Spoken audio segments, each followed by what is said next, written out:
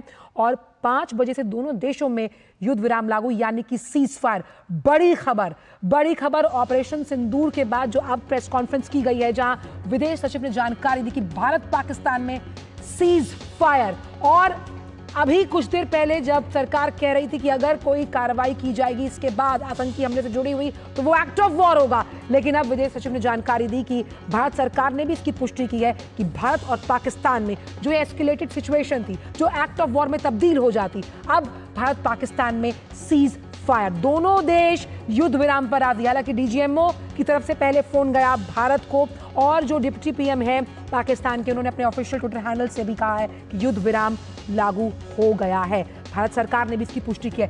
कितनी बड़ी उपलब्धि है, कितनी बड़ी जीत इसको मानी जाएगा अक्षय, क्योंकि विदेश सचिव ने जो जानकारी दी अभी कुछ देर पहले, जिस तरह की बात सामने आई थी कि एक्ट ऑफ वॉर हो सकता है अगर वहां से आतंकी हमले ना रुके, और आज शाम 5 बजे से सीज फायर लागू हो गया। बड़ी कूटनीतिक जीत मॉरल ग्राउंड्स पे भारत की।